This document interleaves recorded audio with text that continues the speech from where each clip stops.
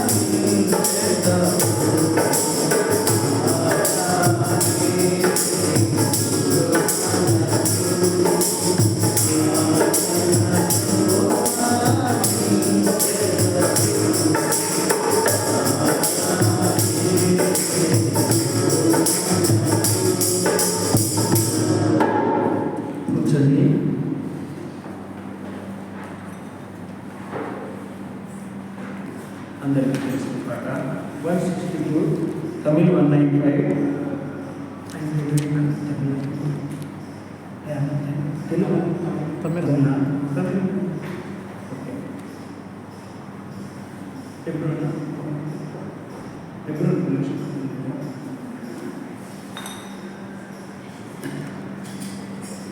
162 తమిళ్ 195 నీదు విశ్వాసతమా ప్రభు యేసు అంతరిక్షము నదిగమించే నీదు విశ్వాసతమా ప్రభు యేసు అంతరిక్షము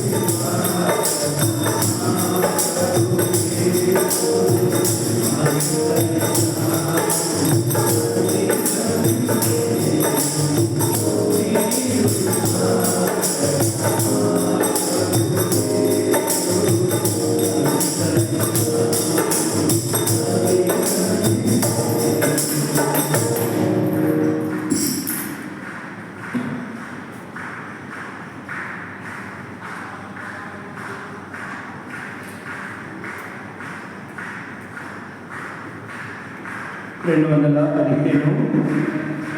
పాత పుస్తక వ్యవధి దగ్గర నుండి 186. పాత పుస్తక వ్యవధి దగ్గర నుండి 186. 215. తమిళ్ 234. మొదటి 3 చరణములు ఆఖరి చరణం కాకుండా సరే, మొదటి 2 చరణాలు ఆఖరి 2 చరణాలు 1, 2, 6, 7. భక్తులారా స్మరించెదము ప్రభు చేసిన మేలులన్నీ.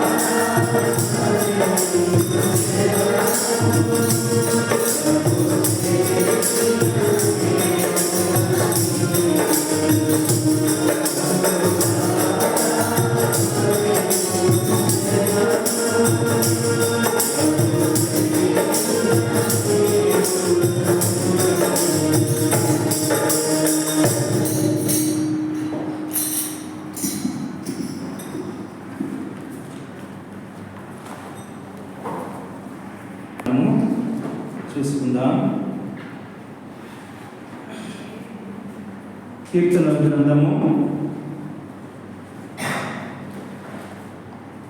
కీర్తనల గ్రంథము 22వ అధ్యాయము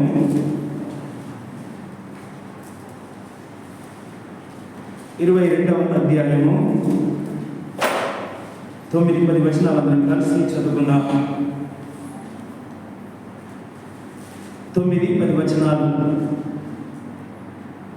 కీర్తనల గ్రంథము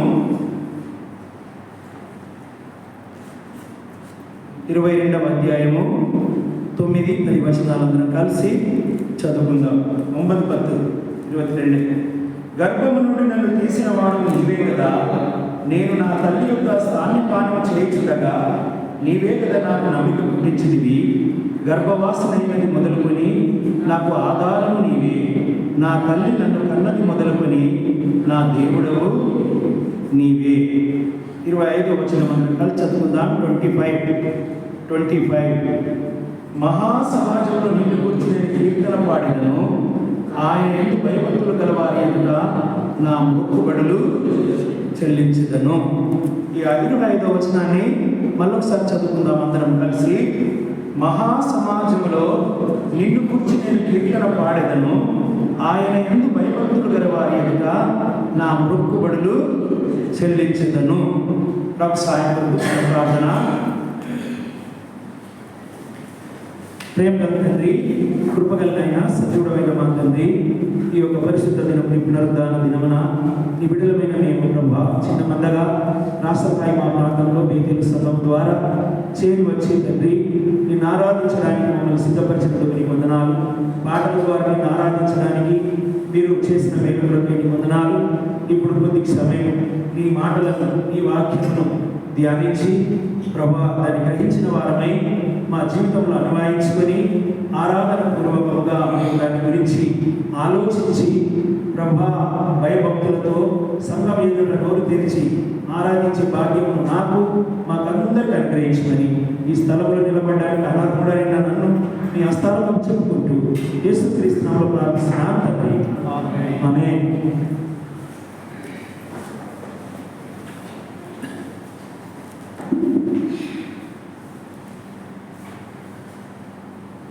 ఇక్కడ మనం గమనించినట్లయితే ఎవరు పాడుతున్నటువంటి పాట ఇది? దావీదు మహారాజు ప్రభువుని ఆరాధిస్తున్నటువంటి క్రమం. ఏ రాగం మీద?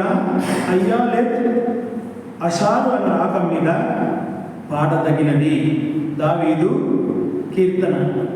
కాబట్టి దేవుని యొక్క తన యొక్క పరిస్థితిని విన్నవించుకుంటూ తాను మొదటి వచనంలో అంటున్నాడు, నా దేవా నా దేవా నీవు నన్ను ఇలా విడనాడితివి, నన్ను రక్షింపక నా ఆర్తధ్వని వినక నీవెలా దూరముగా అనున్నావు. ఇప్పుడు ఇదే మాటను యేసుక్రీస్తు ప్రభువు కూడా శిలువ మీదకి ఎక్కేటప్పుడు మనము వింటాము. నా దేవా నా దేవా నా చెయ్యి ఎలా విడిచితివి. కాబట్టి దావీదు కూడా అన్ని శ్రమల కూడా వెళ్ళినాడు. ఒక మానవుడయ్యుడి, సాధారణమైన పశువుల కాపరయ్యుడి, ఆయన పడ్డ కష్టాలు వర్ణనాతీతమైనవి. కాబట్టి తోడబుట్టిన వాళ్ళ ద్వారా విసర్జించబడుతూ వచ్చినాడు. తండ్రి అయితే తనకు చదువు చెప్పలా, ఏమీ చెప్పించలేదు. అన్నదమ్ములైతే ఆర్మీలో ఉన్నారు, ఉద్యోగాలు చేస్తూ ఉన్నారు ఆ సమయంలోనే. కానీ దావీదు మహారాజును మాత్రం ఎక్కడ పెట్టాడు తండ్రి? గొర్రెల కాపరిగా పెడుతూ వచ్చినాడు. అందరి ఇళ్లలో చాలా మటుకు మనం గమనించినట్లయితే ఇప్పుడున్న సమాజంలో చిన్న పిల్లల్ని ఎక్కువ చదివిస్తారు, పెద్దవాళ్ళు ఎక్కువ కష్టపడతారు. కానీ దీనికి వ్యతిరేకంగా ఉంది కదా. పెద్దోళ్ళేమో చదువుకొని ఉద్యోగాలు చేస్తూ ఉన్నారు, చిన్నోడేమో ఏం చేస్తున్నాడు? గొర్రెలను కాస్తా ఉంటున్నాడు. సర్వసాధారణంగా కుటుంబంలో తల్లిదండ్రులు కావచ్చు, తోడబుట్టిన వాళ్ళు కావచ్చు, చిన్నోడని చాలా ప్రేమగా చూసి వాడికి కావాల్సినటువంటి అన్ని ఇస్తారు, ప్రేమగా చూస్తారు. అన్ని విషయాలను కూడా, పరిస్థితులను కూడా సమకూరుస్తూ వస్తారు. కానీ ఇక్కడ భిన్నంగా ఉంది. ఈ పరిస్థితులు ఎలా ఉన్నాయి? భిన్నంగా ఉన్నాయి. అందరికంటే చిన్నోడు పెద్దోళ్ళు ఉద్యోగాలు చేస్తూ ఉంటే చిన్నోడు అడవిలో గొర్రెలు కాస్తా ఉన్నాడు. గొర్రెలు కాసినప్పటికీ దావీదు మహారాజులో ఎన్ని తలాంతులు ఉన్నాయి? ఏమేమి చెప్పగలుగుతారు ఎవరైనా? వీణాలు వాయించగలడు, ఎవరు నేర్పించలేదు ఆయనకి. యుద్ధం చేయగలడు, గొలియాతో యుద్ధం చేశాడు. జంతువులను వేటాడగలడు, మనుషులను వేటాడగలడు, రాజరికమును కూడా చేయగలడు, పాటలు కూడా రాయగలడు. ఏం చేస్తాడు? పాటలు కూడా రాయగలడు. చదువుకున్నోళ్ళు, తోడబుట్టిన వాళ్ళు పెద్ద పెద్ద ఉద్యోగాలు చేసినప్పటికీ ఏమీ రాయరు. వారి గురించి పరిశుద్ధ గ్రంథంలో ఏమీ లేదు. వాళ్ళు చేసిన కార్యాలు కూడా లేవు. వారు చదువుకున్నారు, ఉద్యోగాలు చేస్తూ ఉన్నారు, కానీ వారు ఏమాత్రం ఏమియో దేవుడి కొరకు కానీ వారి వ్యక్తిగతంగా ఆత్మీయంగా బలపడ్డది కానీ ఏమి కూడా లేదు. కానీ చిన్నోడు ఎన్నిట్లో ఉన్నాడు. అందరూ చెయ్యి వదిలేసినప్పటికీ తన్ను మాత్రం దేవుడు చెయ్యి పట్టుకున్నాడు. అడవిలో దేవుడు తోడుగా ఉన్నాడు. సౌలు దగ్గర చంపాలని చూసినప్పుడు దేవుడు తోడుగా ఉన్నాడు. కన్న కొడుకే అబ్షలోము తరిని చంపాలని చూసినప్పుడు దేవుడు తోడుగా ఉన్నాడు. తోడబుట్టిన వాళ్ళు చీపో అన్నప్పుడు వారి ముందరిని ఏం చేశాడు? తిరిగి హెచ్చించాడు, గర్వపడేలా చేశాడు. పశువుల కాపరి అయినటువంటి మనుషుల్ని ఒక సింహాసనం మీద కూర్చోబెట్టాడు. ఎన్ని అద్భుతాలు ఆయన జీవితంలో, ఎన్ని ఆశ్చర్యకార్యాలు. అందుకే ఎవరు చూసినా ఎక్కువ పాత నిబంధన గ్రంథంలో ధ్యానించేది ఎవరి గురించి అంటే దావీదు గురించి. కొత్త నిబంధన గ్రంథంలో ధ్యానించేది ఎవరి గురించి ఎక్కువ? పౌలు గురించి కదా. పాత కాలంలో కష్టపడ్డది ఎక్కువ ఎవరు? దావీదు మహారాజు. కొత్త కాలంలో ఎక్కువ కష్టపడ్డది ఎవరు? అపోస్తలుడైనటువంటి పౌలు. ఈ ఇద్దరి గురించి ధ్యానించే విశ్వాసం ఉండడు, సంఘము ఉండదు. కాబట్టి ఇక్కడ మనం చూసినట్లయితే ఏమంటున్నాడు? ఇంకా ఎవరు తోడు లేరంట ఆయనకి, దావీదు మహారాజు. ఎవ్వరు తోడబుట్టిన వాళ్ళు, తల్లిదండ్రులు ఎవ్వరు కూడా ఆ అనుభవంలోకి వచ్చాడు ఆయన. ఏమంటున్నాడంటే, గర్భము నుండి నన్ను తీసిన వాడవు నీవే కదా. ఎంత దుఃఖం ఉంటే ఆ పాట పాడతాడు, ఎంత లోపల బాధ ఉంటే ఈ పాట వస్తుంది బయటికి రాయడానికి అని బహుశా ఊహించుకోవచ్చు. గొర్రెలు కాయడం అంటే ఎలా వెళ్తారు? రాత్రులు పగలు ఎప్పుడు సమయం అంటే ఏమీ ఉండదు దానికి. ఎప్పుడు గొర్రెల మీద ఉంటూనే ఉండాలి. రాత్రి పగలు ఎప్పుడు పడితే అప్పుడు వాటిని కాపలా కాయడానికి మనిషి ఎప్పుడు కూడా చురుగ్గా ఉండాలి, అలర్ట్గా ఉండాలి. కాబట్టి అందుకనే ఆయన ఉదయకాలమే లేచి వెళ్ళిపోయేవాడేమో, రాత్రంతా అక్కడే పడుకునేవాడేమో, గొర్రెల దగ్గర అడవిలో ఏదో ఇంత 4 ముద్దలు పంపిస్తే తినేవాడేమో. తల్లి ప్రేమ సరిగా లేదు, తండ్రి ప్రేమ సరిగా లేదు, తోడకున్న వాళ్ళ సహకారము లేదు, చెప్పింది చేయడం తప్ప ఆయన వేరే ధ్యాస లేదు. కాబట్టి దావీదు మహారాజు అందుకనే ఇంత దుఃఖంతో ఏమంటున్నాడు, గర్భము నుండి నన్ను తీసిన వాడు నీవే కదా, నేను నా తల్లి యొక్క స్థానపానం చేయుచుండగా నీవే కదా నాకు నమ్మిక పుట్టించినవి, గర్భవాసమైనవి మొదలుకొని నాకు ఆధారము నీవే, నా తల్లి నన్ను కన్నది మొదలుకొని నా దేవుడవు నీవే. అద్భుతమైనటువంటి పాట. నా తల్లి కన్నదే కానీ నాకు తోడు మాత్రము నీవే, నా దేవుడవు నీవే. అందుకేనంటున్నాడు మహాసమాజంలో 25వ వచనంలో ఏమంటున్నాడు, మహా సమాజంలో నిన్ను గూర్చి నేను కీర్తన పాడతాను, ఆయన యందు భయభక్తులు గలవారి ఎదుట నా మొక్కుబడులు చెల్లిస్తాను. ఇంత చేశావు నా జీవితంలో, కాబట్టి నేను అందరి ఎదుట నేను నిన్ను ఆరాధిస్తాను, నా మొక్కుబడులు నీకు చెల్లిస్తాను. కాబట్టి నిన్ను నన్ను కూడా ఈ లోకంలో పాపములో శాపములో నరకానికి పాత్రలుగా బ్రతుకుతున్నటువంటి మనల్ని కూడా ఏ తల్లి రక్షించలేదు, ఏ తండ్రి రక్షించలేడు, ఏ తోడపుట్టిన వాళ్ళు రక్షించలేదు, ఏ భార్య రక్షించలేదు, ఏ పిల్లలు మనల్ని రక్షించలేదు. కేవలం ఒకే ఒక్కడు యేసుక్రీస్తు ప్రభువు మాత్రమే మనల్ని రక్షించినాడు. ఆయన ప్రాణం పెట్టినాడు. ఏ తల్లి మన కొరకు ప్రాణం పెట్టలా, ఏ తండ్రి మన కొరకు ప్రాణము పెట్టలేదు, ఏ భార్య మన కొరకు ప్రాణం పెట్టలేదు, ఏ భర్త మన కొరకు ప్రాణము పెట్టలేదు, ఏ పిల్లలు కూడా మన కొరకు ప్రాణము పెట్టలేదు. ఒక్కడే యేసుక్రీస్తు ప్రభువు నీ కొరకు నా కొరకు సర్వలోకం కొరకు తన ప్రాణాన్ని బలిస్తూ వచ్చినాడు. కాబట్టి ఇప్పుడు ఆయన కంటే ఎక్కువ ఎవరింక మనకి ఈ లోకంలోనైనా ఎక్కడైనా అంతకంటే మించిన ప్రేమకి ఎవరైనా ఇవ్వగలరా? అంత త్యాగం ఇంకా ఎవరైనా చెయ్యగలరా? ఎవ్వరు కూడా చెయ్యలేరు. కాబట్టి ఇప్పుడు దావీదు మహారాజుకు లోక సంబంధమైన కష్టాలు వచ్చి బాధలు వచ్చి ఇబ్బంది వచ్చినప్పుడే ఇంత మంచి పాట పాడాడు. తనను గురించి వర్ణించుకున్నాడు, తన కుటుంబాన్ని గురించి బయలుపడుతున్నాడు. అయితే నీవు నేను యుగ యుగములు కూడా ఆయనతో ఉండాలని తాను ఎంతగా ఒక బలి అర్పణను తను చేస్తూ వచ్చినాడో దాన్ని మనం ధ్యానించకూడదా? దాన్ని బట్టి మనం ప్రభువుని ఆరాధించకూడదా? దాంట్లో నుంచి మన హృదయంలో ఒక కొత్త పాట పాడకూడదా? ఒక కొత్త ఆర్తతోని మనలో నుంచి పుట్టకూడదా ప్రభువుని ఆరాధించడానికి? అందుకనే చూడండి, మనం చూస్తాము ఎఫెసీలకు రాసిన పత్రిక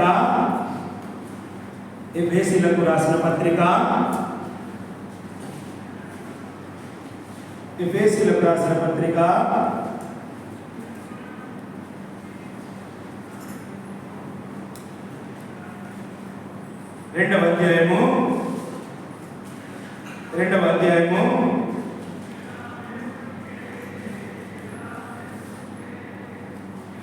అధ్యాయము చూడండి, 8వ వచనం చదవండి ఎవరైనా. మీరు విశ్వాసము ద్వారా కృపచేతనే రక్షింపబడి ఉన్నారు, ఇది మీ వలన కలిగినది కాదు, దేవుని వరమే. కాబట్టి ఇప్పుడు ఎవరి ద్వారా రక్షించబడ్డాం మనము? అందుకని దావీదు మహారాజు ఏమంటున్నాడు, నా తల్లి గర్భము నుంచి నా తల్లి నన్ను కన్నది మొదలుకొని నా దేవుడవు నీవే, నా తల్లి నన్ను కన్నది మొదలుకొని నా దేవుడవు నీవే. కాబట్టి ఇప్పుడు నీవు నేను రక్షించబడినామంటే, సంఘంలోంచి కూర్చున్నామనంటే ఎవ్వరి నీ వల్ల నా వల్ల అయిన పని కానే కాదు, ఎవ్వరు చేసిన పని కాదు, కేవలము దేవుని యొక్క వరం మాత్రమే. దేవుని యొక్క కృప మాత్రమే.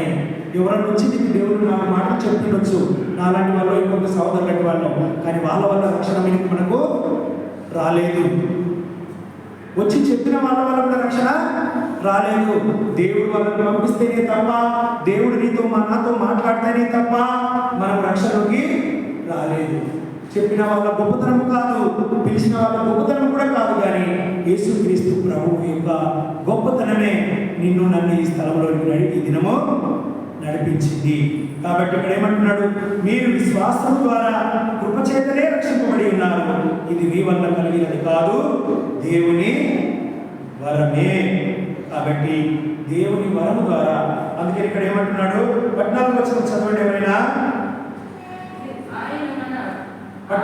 ఆయన సమాధానమైంది మీకును మాకును ఉండిన దేశమును అనగా విధిరూపకమైన ఆజ్ఞల గల ధర్మశాస్త్రమును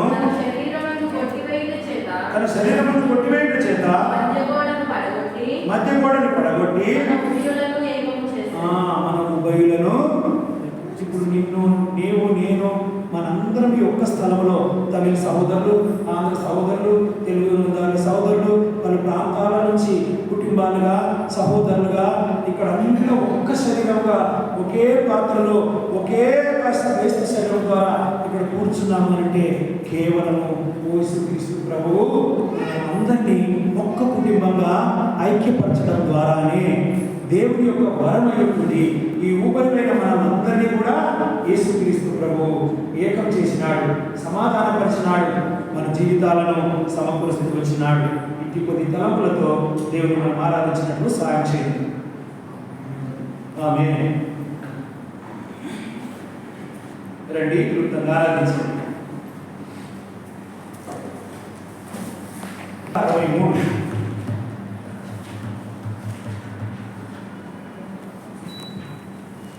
తెలుగులో 163, తమిళ్ 272. సమిష్టి ఆరాధన నిమిత్తమే మనము మొదటి చిన్న మాపచరణం మాత్రమే పాడుకుంటాం. 1 and last. సన్నుతించెదను ఎల్లప్పుడూ, సన్నుతించెదను ఎల్లప్పుడూ,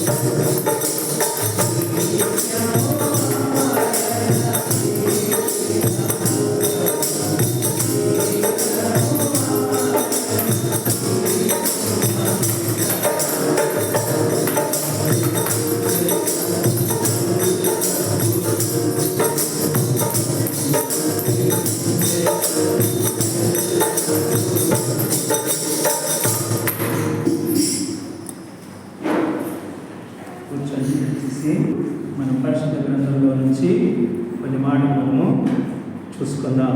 యోబు గ్రంథము 31వ అధ్యాయము. యోబు గ్రంథం జోబ్ 31 4వ వచనం అందరం కలిసి చదువుకుందాం.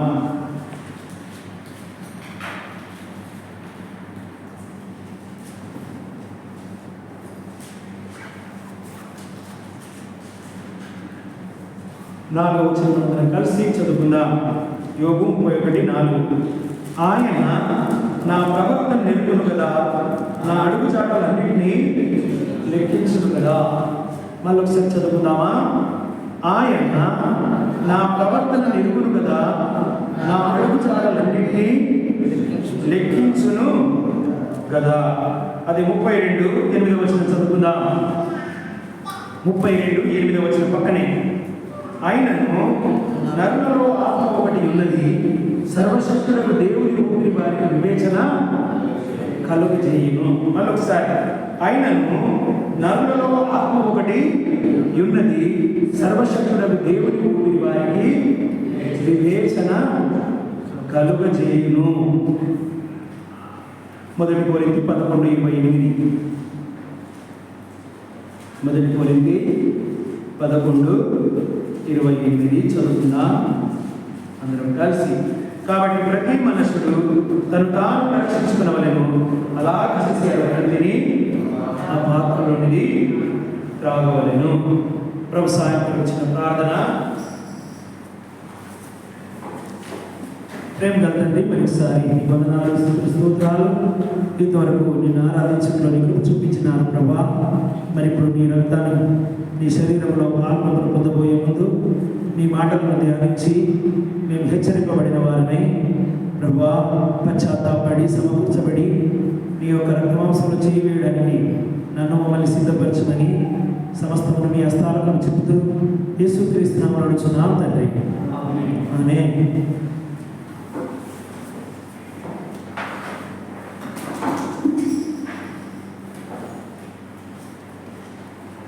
ఇక్కడ మనం గమనించినట్లయితే యోబు ఏమంటున్నాడు? తనకు కలిగిన పరిస్థితిని బట్టి, అక్కడ ఉన్నటువంటి ఆయన స్నేహితులు కావచ్చు, వారు అంటున్న మాటలను బట్టి ఆయన ఏమంటున్నాడంటే, నేను నా కన్నులతో నిబంధన చేసుకొంటిని, కన్యకను నేను ఎలాగో చూచెదను.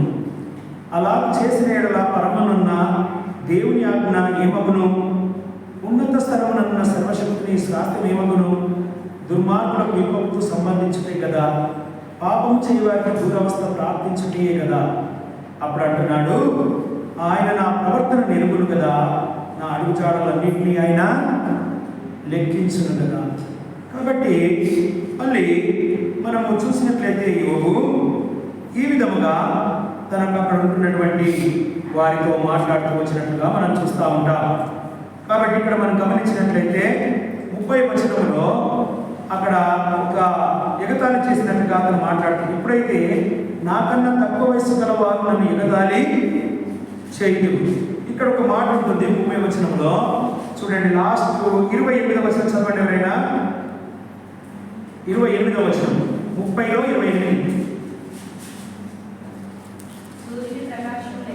సూర్యుని ప్రకాశము లేక వ్యాకులపడుచు నేను సంచరించుచున్నాను, నా పెదవులు గానమునకు సమాజములలో నిలబడి మొరపెట్టుచున్నాను. నేను నక్కలకు సోదరుడనైతిని, నిప్పుకోళ్ళ జతకాడనైతిని, నా చర్మము నల్లబడి నా మీద నుండి ఊడిపోవచ్చున్నది. కాక వలన ఎముకలు కాగిపోయిను, నా స్వరమండలము దుఃఖ స్వరం నిచ్చుచున్నది. నా పిల్లల గ్రోవి రోదన శబ్దము ఎత్తుచున్నది. కాబట్టి యోబుకు ఉన్నటువంటి ఆ పరిస్థితుల్లో ఆయన తనను తాను తన పరిస్థితిని చెప్పుకుంటూ వస్తున్నాడు. అందుకని 31:4 అంటున్నాడు, అప్పుడు ఆయన నా ప్రవర్తన నిరుగును కదా, నా అడుగు చాడలన్నింటినీ ఆయన లెక్కించును కదా. కాబట్టి మనం ఏ పరిస్థితుల్లో ఉన్నా, ఎటువంటి పరిస్థితుల్లో ఉన్నా ఏం చేస్తాడు ప్రభువు మనల్ని గమనిస్తూ ఉంటాడు. అందుకని నీలో నాలో ఒక ఆత్మ ఉంది. ఆ ఆత్మ ఏం చేస్తుందంట? వివేచనను అనుగ్రహిస్తుంది. మనకున్న ప్రతి పరిస్థితుల్లో నుంచి బయటికి ఓర్చుకోవడానికి కావచ్చు, దాన్ని భరించడానికి కావచ్చు, లేకపోతే దాని నుంచి బయటికి రావడానికి కూడా కావచ్చు. మన జీవితంలో ఎదురవుతున్న ప్రతి పరిస్థితి నుంచి కూడా బయటికి రావడానికి దేవుని యొక్క ఆత్మ నీలో నాలో నుంచి ఒకటి ఏం చేస్తుంది? దేవుని వాక్యం ద్వారా దాంతో మాట్లాడుతూ దాంట్లో నుంచి వివేచననిస్తూ ఇటువంటి పరిస్థితుల్లో నుంచి బయటికి రావడానికి దేవుడు మనకు సహాయం చేస్తూ ఉంటాడు.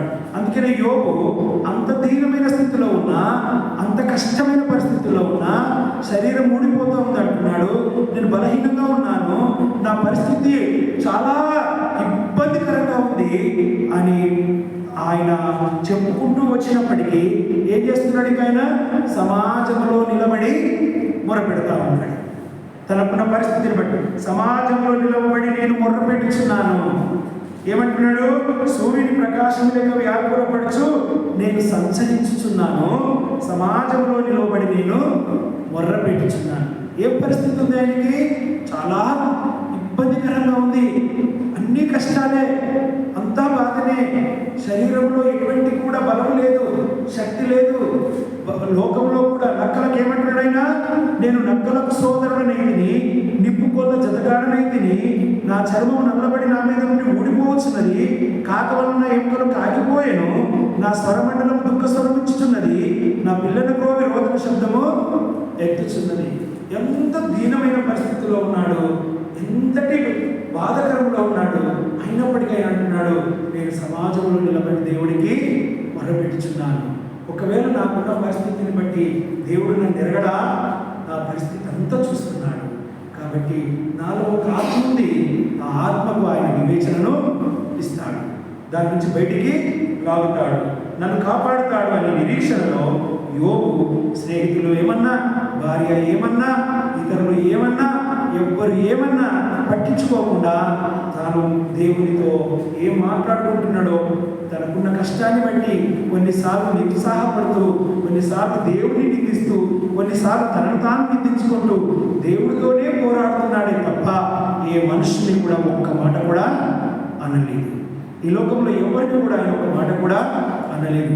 అడిగిన వాళ్ళకెల్లా జవాబిచ్చినాడు, వాళ్ళన్న మాటలెల్లా పడ్డాడు, కానీ ప్రభు వైపు చూస్తూ వచ్చినాడు. కాబట్టి నీ నా పరిస్థితి ఏ విధంగా ఉన్నా నీలో నాలో ఒక ఆత్మ ఉంది, ప్రభు ఇచ్చింది, దానికి వివేచనను దేవుడు ఇస్తాడు. అందుకే కీర్తన గ్రంథంలో ఏమంటున్నాడు చూడండి ఒకసారి, దయచేసి కీర్తనల గ్రంథము 22లోకి రండి. 22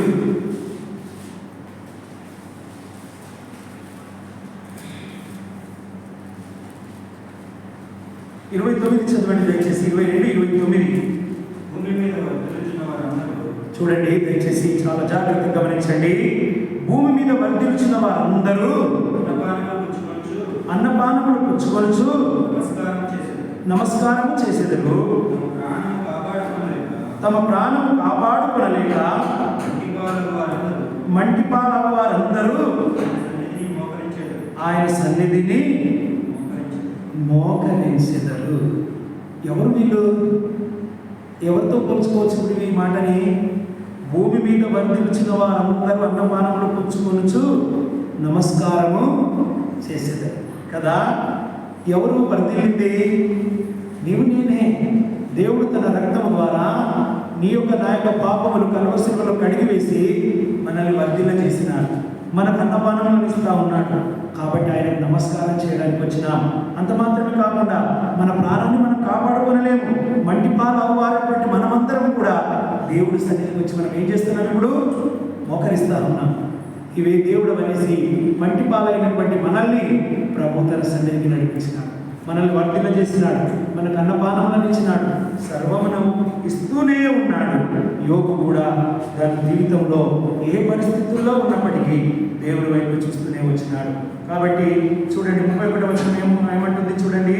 31వ వచనం, వారు వచ్చి ఆయన దీవి చేసెనని పుట్టబో ప్రజలకు తెలియజేతురు ఆయన నీతిని వారికి ప్రచుర పడుతుంది. కాబట్టి యోగు ఏం చేస్తూ వచ్చినాడు? అనేకులకు ఆదర్శంగా చేస్తూ వచ్చినాడు. పుట్టబోయే వారికి అనేకులకు తనకు ఎంతో వర్ధిల్ల చేస్తూ వచ్చినాడు. యేసు ప్రభు దేవుని యొక్క నీతిని ఆయన బయలుపరచు లోకమంతటికి బయలుపరిచినాడు. నీవు నేను కూడా ఆయన నీతిని బయలుపరచడానికి మనం ప్రతి పరిస్థితుల్లో కూడా వెళ్ళుచున్నామని ఇది గుర్తిరగాలి. కాబట్టి ఇంకో మాట మనం చూసుకుందాం, గమనించండి. సామెతల గ్రంథము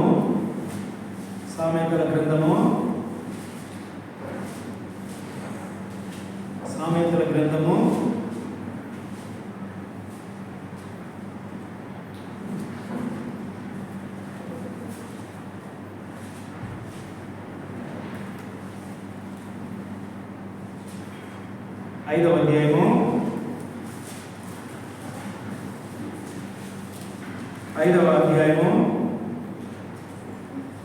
21వ వచనం చదువుతారా?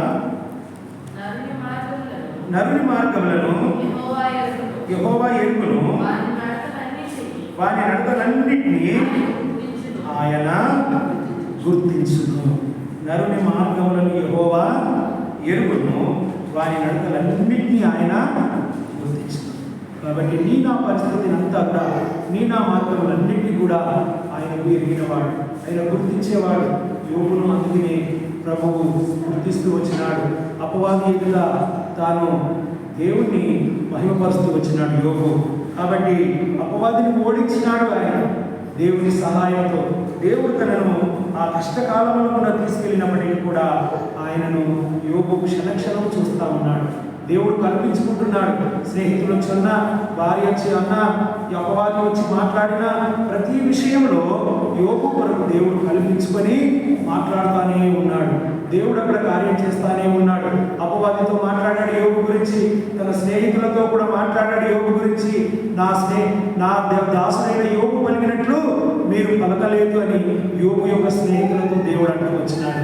ఆ కార్యం అంతట్లో కూడా దేవుడు కల్పించుకొని యోగు పక్షంగా మాట్లాడుతున్నాడు. కానీ యోగు ఏ స్థితిలో ఉన్నాడు? చాలా దీనమైన స్థితిలో ఉన్నాడు. అయినప్పటికీ దేవుడు యోగు పక్షముగా పోరాడుతూనే ఉన్నాడు, మాట్లాడుతూనే ఉన్నాడు, వదిలిపెట్టలేదు. లేపేంత వరకు, తిరిగి రెండంతల ఆశీర్వాదం ఇచ్చేంత వరకు ప్రభువు యోగును నిలబెడుతూనే వచ్చినాడు. ఎందుకంటే ఆ పరిస్థితుల గుండా దేవుడు మహిమపరుస్తూ వచ్చినాడు. కాబట్టి నీ నా మార్గము కూడా దేవుడికి తెలుసు, నీ నా నడతలన్నింటినీ కూడా దేవుడికి తెలుసు. మనం ఏ పరిస్థితుల్లో కూడా వెళ్తున్నప్పటికీ, ఎటువంటి పరిస్థితుల్లో కూడా మన జీవితము నడుస్తున్నప్పటికీ కూడా ప్రభువుకి తెలుసు. ప్రభువు చూస్తున్నటువంటి వాడు. అందుకనే ప్రసంగిలో ఏమంటున్నాడు చూడండి. ప్రసంగి గ్రంథము ఏమనుంటుంది? ప్రసంగి గ్రంథము 9వ అధ్యాయము 1వ వచనం చదవండి ఎవరైనా. నీతిమంతులను జ్ఞానులను వారి క్రియలను దేవుని వశమున సంగతిని స్నేహం చేయుటైనను ద్వేషించుటైనను మనుషుల వశమున లేదని సంగతిని అది అంతయు వారి వలన కాదని సంగతిని పూర్తిగా పరిశీలన చేయుటకై నా మనస్సు నిలిపి నిదానింపబోను కొట్టిని. అంటే 2వ వచనంలో ఏమంటాడు? అందుకనే సంభవించినవన్నీ అందరికీ ఏకరీతిగానే సంభవించును. నీతిమంతులకును దుష్టులకును మంచివారికి అపవిత్రులకును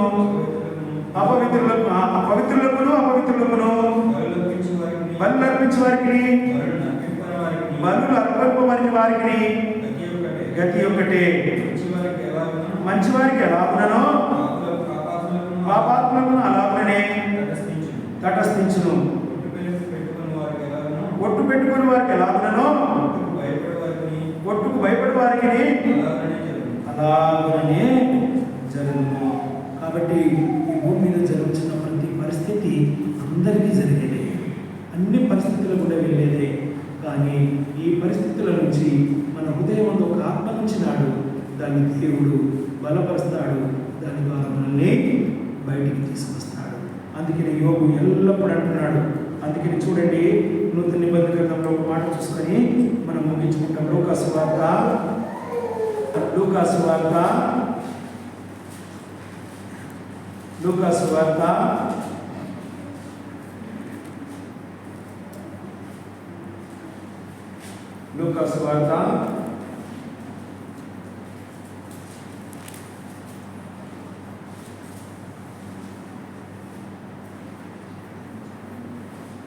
6వ అధ్యాయము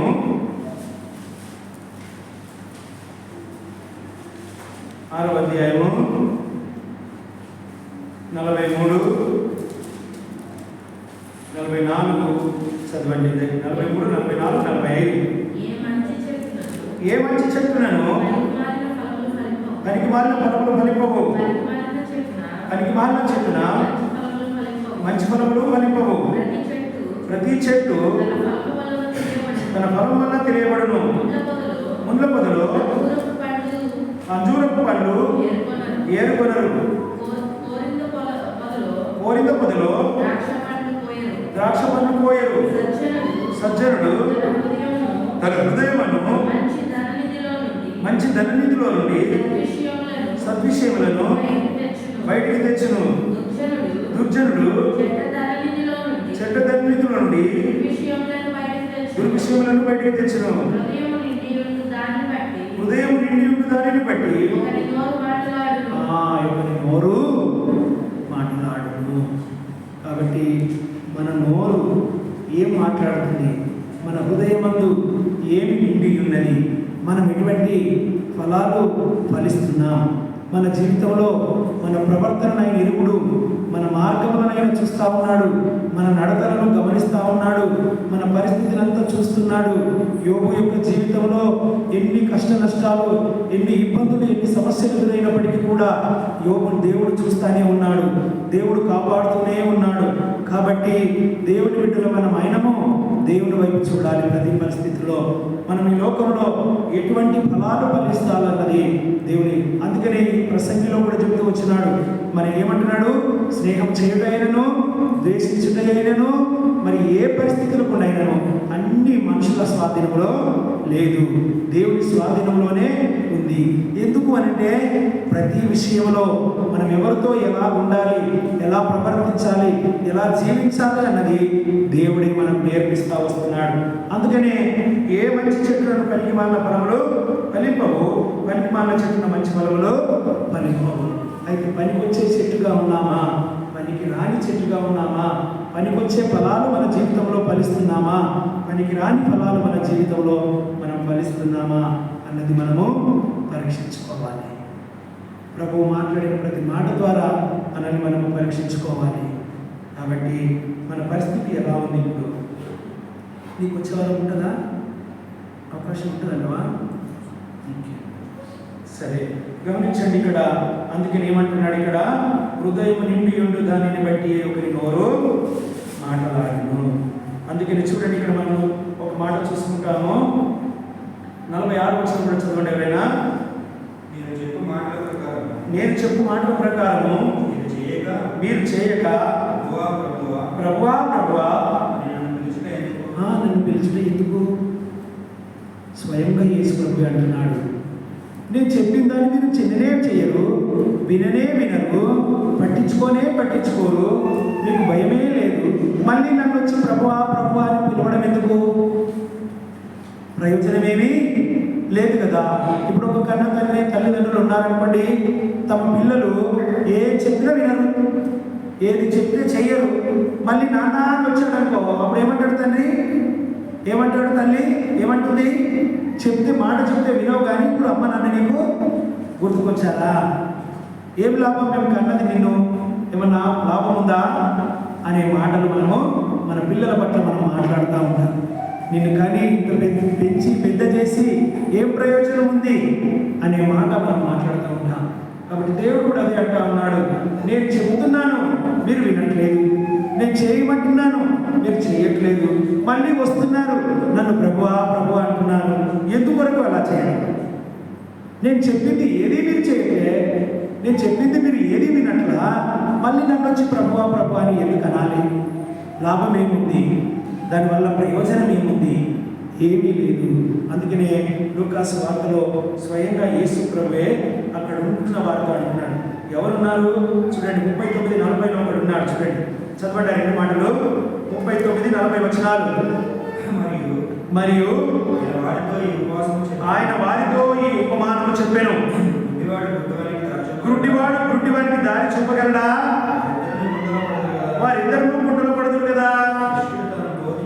శిష్యుడు తన బోధకుడి కంటే అధికుడు కాడు, సిద్ధుడైన ప్రతివాడును తన బోధకుని వలనే.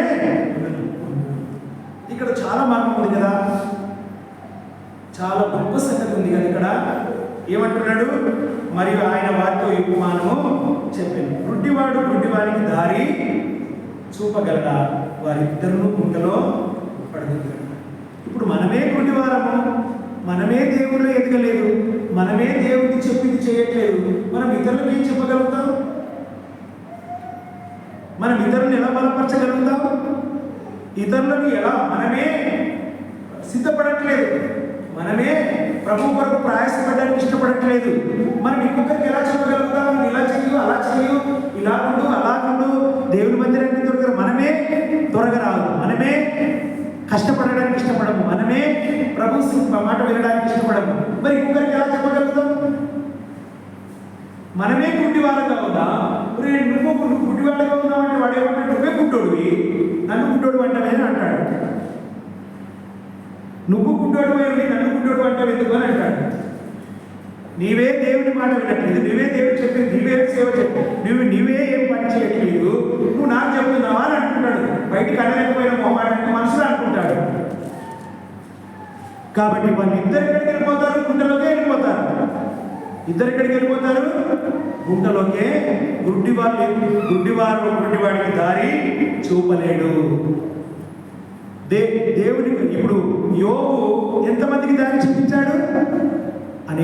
ఇప్పుడు వరకు కూడా ఇంకా రాబోయే తరం, మనం చనిపోయినా రాబోయే తరం కూడా ఇంకా తోవ చూపుతూనే ఉన్నాడు. ఆయన మార్గం చూపిస్తూనే ఉన్నాడు. అప్పుడు అక్కడ ఉన్న స్నేహితులకు చూపించాడు, ఆ ప్రాంత ప్రజలకు చూపించాడు, తన కుటుంబానికి చూపించాడు.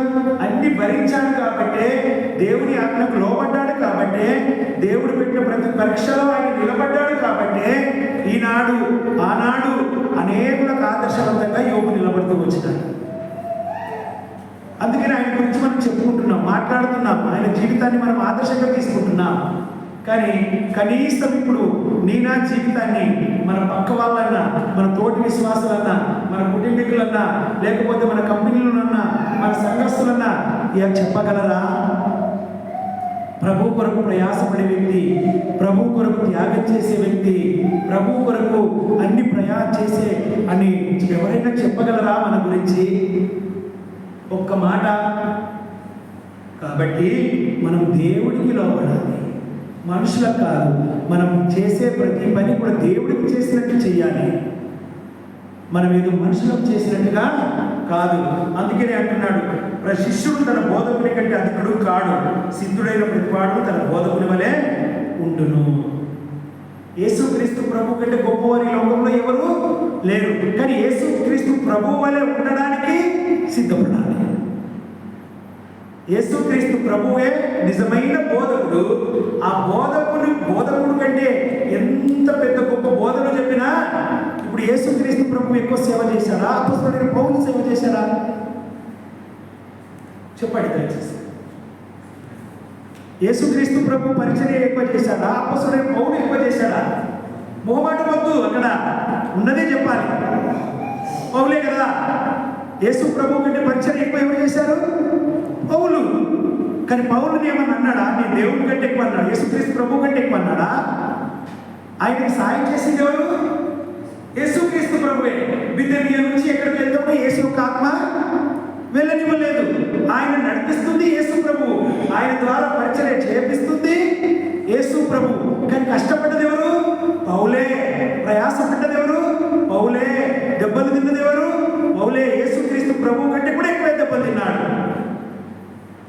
కష్టపడ్డాడు. ఆయన యేసుక్రీస్తు ప్రభు 30 సంవత్సరాలు ఇంట్లోనే ఉన్నాడు. తల్లిదండ్రులకు తోడపుట్టిన వాళ్ళకి సేవ చేస్తూ అన్ని పనులు చేస్తూ కుటుంబాన్ని పోషిస్తూ తన కుటుంబ బాధ్యతలు నెరవేరుస్తూ 3.5 సంవత్సరాలు మాత్రమే పరిచర్య చేసి అక్కడ ఉన్న ప్రాంతాలను దర్శించి ఒక మాదిరి జీవితాన్ని ఇచ్చినాడు. కానీ అపోస్తలుడైన పౌలు అనేక దేశాలు, అనేక ప్రాంతాలు, సముద్రాల ద్వారా ఎన్నో కష్టాలు పడుతూ ఎంతో మంది ద్వారా తృణీకరించబడుతూ తిరిగినాడు. అయినప్పటికీ యేసుక్రీస్తు ప్రభు కంటే గొప్పవాడు కాడు. ఎందుకంటే ఆయన ద్వారా చేయించిందే యేసుక్రీస్తు ప్రభు, ఆయన నడిపించిందే యేసుక్రీస్తు ప్రభు. కాబట్టి బోధకుడి కంటే గొప్పవాడు ఎవ్వడు కూడా, యేసుక్రీస్తు ప్రభు కంటే గొప్పవాడు ఎవ్వడు లేడు. కానీ ఆయన వల్ల ఉండడానికి మనము సిద్ధపడాలి, ఆయన వల్ల సేవ చేయడానికి మనము సిద్ధపడాలి. అపోస్తలుడైన పౌలు అదే చేస్తూ వచ్చినాడు. కాబట్టి మనం పరీక్షించుకోవాలి, మనం ఎవరికి మాదిరిగా చేస్తా ఉన్నాం. మనకి ఎవ్వరు అవసరం లేదు, యేసుక్రీస్తు ప్రభువుకు మాదిరిగా చేస్తే చాలు. ఏ మనుషుల మాట వినవలసిన అవసరం లేదు, ఎవ్వరికి లోబడవలసిన అవసరం లేదు. కేవలం యేసుక్రీస్తు ప్రభువుకు లోబడి, తన వాక్యానికి లోబడి, తను చెప్పింది చేస్తే నీవన్నింటినీ పొందుకుంటావు. సంఘస్థుల ప్రేమ పొందుకుంటావు. కుటుంబీకుల అన్ని విషయాల్లో దేవుడు తోడుగా ఉండి కొన్ని కష్టాలు, యోగుకు కష్టాలు ఎదురైనట్లు అపోస్తలుడైన పౌలుకు కష్టాలు ఎదురవుతాయి. కానీ చివరికి విజయము నీదే. దేవుడి కొరకు కష్టపడే వారిదే విజయము. కాబట్టి మనం దేవుని వైపు అందుకని ఏమంటున్నాడు, నేను చెప్పు మాటల ప్రకారం మీరు చేయక ప్రభువా ప్రభువా అని నన్ను పిలుచుతా ఎందుకు? ఇప్పుడు మనల్ని మనం పరీక్షించుకోవాలి. ప్రభువు నన్నే అంటున్నాడు, నేను నువ్వు చెప్పింది చెయ్యట్లేదు, మళ్ళీ నువ్వు నా దగ్గరికి వచ్చి ప్రభువా ప్రభు అని ఎందుకు అంటున్నావు? ఇప్పుడు నన్ను అంటున్నాడు. దానికి సమాధానం హృదయంలో చెప్పుకొని ప్రభు వైపు చూద్దా. ప్రభు ఈ మాటను దీవించిన కాక ఆమె. రండి, మోకరించండి. కృపగలైన సజీవుడైన తండ్రి, నీ వందనాలు, స్తోత్రాలు ప్రభువా. ఈ సమయంలో నీ బిడ్డలైన మేము నీ సన్నిధికి వచ్చి నిన్ను ఆరాధించి నీ రక్తమాంసం దగ్గర నడిపించినప్పటికీ మా గమనంలో తీసుకొచ్చినప్పటికీ లేఖన బాగానే బట్టి నీకు వందనాలు, స్తోత్రాలు చెల్లిస్తున్నాను.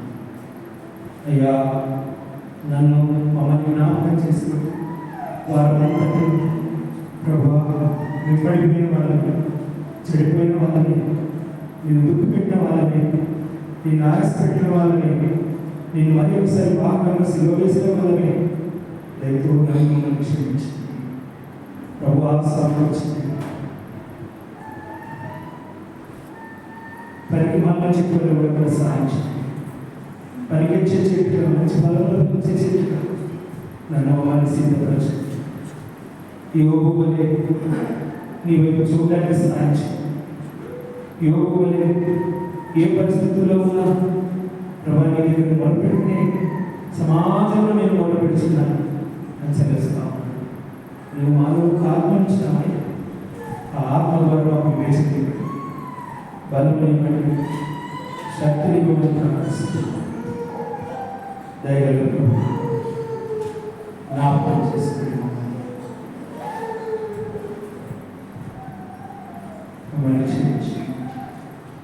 సమకూర్చుని యేసుక్రీస్తు ప్రార్థిస్తున్నాను.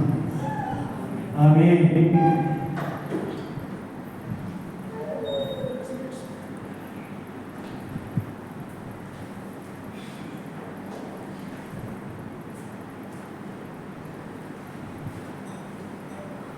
మిల్ 577 మొదటి చిన్న మార్చి ఆఖరి వచనం పాడుకుంటూ మన అర్పణను అర్పించుకుందాం.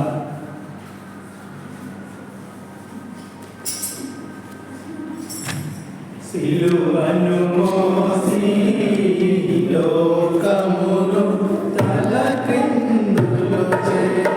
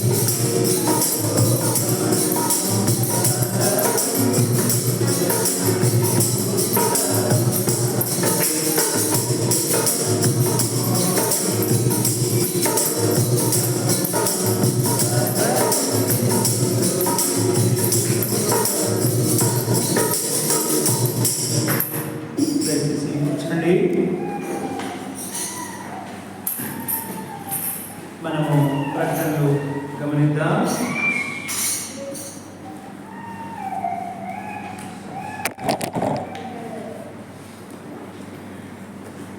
తొమ్మిది నుంచి 10 గంటల వరకు బుధవారము 4:30 నుంచి 9 వరకు, గురువారం బైబిల్ స్టడీ 9 నుంచి 10 గంటల వరకు ఉంటుంది. కాబట్టి దయచేసి మీరు వ్యక్తిగతంగా ప్రార్థన చేసి కూడికలకు ఆత్మను పొందాలని మనం చేస్తా ఉన్నాం. ఇప్పుడు వచ్చే శనివారం ఆఖరి శనివారం కాబట్టి ఆన్లైన్ ప్రార్థన మన సహోదరుల యొక్క దాసత్వంలో ఉంటుంది. కాబట్టి దయచేసి ప్రార్థించి ప్రతి ఒక్కరు రావడానికి పాల్గొని పొందడానికి ప్రయత్నించండి. ప్రభురా ప్రారంభమైతే ఆదివారం నుంచి సమయము ఇది ప్రకారంగా మనం ఆరాధనకు కూడుకొని ఉంటాము. దయచేసి సమయానికి రావడానికి ప్రయత్నించండి. ఒకటి మా ప్రకటన మనం ఏంటంటే మనకు వ్యక్తిగత సంఘానికి ఎక్కువ జనాలు వచ్చింది అంటే ఈ ప్రాంతం నుంచి చిత్తవేసి నుంచి ఎక్కువ రక్షించబడ్డది కూడా ప్రయాసపడ్డది కూడా జీకవేసి నుంచి వ్యక్తిగత సంఘానికి ఎక్కువ. కాబట్టి వాళ్ళ కంపెనీలో ఉన్న ప్రాబ్లమ్స్ని బట్టి సమయానుకూలాన్ని బట్టి మనము బైబిల్ స్టడీ సమయాన్నైనా సంఘ ప్రార్థన సమయాన్నైనా సంఘ సమయాన్ని కూడా మనం మార్చుతూ ఇచ్చినాం. కాబట్టి దయచేసి గమనించండి. ఇప్పుడు పరిస్థితులు అప్పటికి ఇప్పటికి భిన్నంగా ఉన్నాయి. పనిలో ఒత్తిడి ఉంది, అందరికీ అనారోగ్యాలు కూడా ఉన్నారు. కాబట్టి వాటన్నిటిని దృష్టిలో పెట్టుకోండి. మీరు కూడా ప్రార్థన చేసుకోండి. మరి మనం టైం ఇంతకుముందు మనము అప్పుడు వీళ్ళందరూ ఉండేవాళ్ళు కాబట్టి మరి 7 నుంచి 9 పెడితే మనం వెళ్ళేసరికి 9:30 అయిపోతుంది. అప్పటికి భోజనానికి టైం అవ్వట్లేదని బాధపడ్డారు కాబట్టి మనం 6కి స్టార్ట్ చేస్తున్నాం. కాబట్టి ఇప్పుడు మళ్ళీ అదే 7 అవుతుంది. మనం 6కి పెట్టుకున్నప్పటికీ కూడా 7 అవుతుంది. కాబట్టి అందరూ వచ్చేసరికి ఉన్న కొద్ది మంది అయినా వచ్చేసరికి. కాబట్టి దయచేసి మీరు ప్రార్థించండి. మీ యొక్క ఆలోచన చెప్పండి. మరి మనం టైం మార్చుకోవడం చిత్తమైతే దేవుడు మరి ప్రభు సాయం చేయాలన్నా మీరు కూడా మీ ఆలోచన చెప్పండి. కాబట్టి ప్రతి కూడిక కొరకు మీరు కూడా వ్యక్తిగతంగా ప్రార్థించండి. ఈ దినము అలిగేలో సహోదరుడు జోసెఫ్ అనారోగ్యంగా ఉన్నాడు. నిన్న పడిపోయాడట. మరి చక్కలు వచ్చి వేడికి. కాబట్టి ఈ దినం కూడా ఆయన నిలబడలేని పరిస్థితిలో ఉన్నానని మెసేజ్ పెట్టాడు. ఆయన కొరకు ప్రార్థన చేయండి. ఆ నల్లగా ఉంటాడు చూడు అబ్బాయి వస్తాడు ఆయన. గంగాధర్ కూడా అనారోగ్యంగా ఉన్నాడు, జ్వరం ఫుల్ ఉందంటే లెవెల్ పరిస్థితుల్లో ఉన్నాడంట. కాబట్టి వాళ్ళ కొరకు ఇరువురు ఒకటే కంపెనీ ఒకటే రూమ్, వాళ్ళ కొరకు ప్రార్థన చేయండి. ఈ డేవిడ్ అన్నకి సెలవు మారింది, మొన్నటి వరకు సండే ఉండేది, ఇప్పుడు మళ్ళీ ఫ్రైడే అయింది. ఆయన కొరకు ప్రార్థన చేయండి. అదేవిధంగా ఇంకా మోజేసి ఇంకో జోసెఫ్ అంటే డ్యూటీ కారణంగా రాలేదు. జకరి అన్న కూడా ఎలర్జీ కొరకు ప్రార్థన చేయండి. సుదర్శన్ అన్న మరి మోజేస్ అన్న కూడా ఇంటిలో వెళ్ళినారు, వారి కొరకు కూడా వాళ్ళ ఆరోగ్యాల కొరకు కూడా మేము ప్రార్థించాలని కోరుకుంటున్నాం. మరి సహోదరుడు విజయ్ పాలు వచ్చే వారం మనం ఉంటాను అన్న, మరి ఈ వారం మనము సంఘానికి భోజనాలు పెడదాము, తర్వాత ఉంటే మంచిది, లేకపోతే మళ్ళీ కంపెనీ పరిస్థితి వేరే ఉంటుంది అని చెప్తూ వచ్చినాడు. కాబట్టి ఈ దినము మరి సంఘం భోజనాలు అరేంజ్ చేస్తూ వచ్చినాడు. వచ్చే వాళ్ళని దృష్టిలో పెట్టుకొని మరి భోజనాలు తెప్పించినాడు. ఇప్పుడు బయట ఉంది, భోజన సమాసంలో కూడా మీరు పాల్గొంటూ పొందాలని కోరుచుంటున్నాము. వచ్చే వారం ఉంటే సహోదరుడు సాక్ష్యం పంచుకుంటాడు, వెళ్ళిపోతాడు. ఎందుకంటే ఈరోజు టైం మీకు అందరి కళ్ళ ముందే చూస్తూ వచ్చినారు, అన్నీ మీరు గమనిస్తూనే వచ్చినారు. కాబట్టి ప్రభు సహాయం కొరకు ప్రార్థించండి. సహోదరుడు భవిష్యత్తు కొరకు కూడా మీరు వ్యక్తిగతంగా ప్రార్థించాలని కోరుచున్నాను. అశోక్ కూడా కుటుంబాన్ని తీసుకురావడానికి వెళ్ళాడు, కాబట్టి వచ్చే శనివారం వస్తాడు కుటుంబంతో. ఆయన ప్రయాణం కొరకు కూడా మీరు ప్రార్థించాలని కోరుచున్నాను. ప్రార్థించుకుందాం, మోకరించండి. ఈ సమయంలో నన్ను మమ్మల్ని మీ హస్తాలకు చెప్పుకుంటున్నా, చేసిన ప్రకటనలు జీవించండి. మీరే మీ చిత్తానుసార సంఘం అనేది తండ్రి సంస్థ నిమిత్తం మాత్రం తండ్రి మీ కృప చూపించండి. మీ బలహీనలను బలపరచండి. నీకు మీరే చదివండి ప్రభా, మీరే సాధించండి. మీరు ప్రేమించి తీసుకొచ్చిన ఈ అర్పణలను కూడా మీ మహిమ కొరకు వాడుకోండి. ఈ పిల్లలు దీవించండి. అల్పడైన మహిమలను కూడా మీ హస్తాలకు చెప్తూ బయట ఉన్న సమాసంలో మీరు కృప చూపించమని యేసుక్రీస్తునామమున అడుగుచున్నాము తండ్రి, ఆమేన్. తండ్రి దేవుని ప్రేమయు ప్రభువైన యేసుక్రీస్తు కృపయు పరిశుద్ధాత్మ సహవాసము తలలోంచిన మనకును సర్వలోకమును నమ్ముకున్న పరిశుద్ధులందరికీ సదాకాలం యేసుక్రీస్తు ప్రభు యొక్క రాజ్యంలో ప్రవేశించే పడేందుల వరకు తోడై నడిపించుగాక. ఆమేన్. ప్రైజ్ లార్డ్ అందరికీ.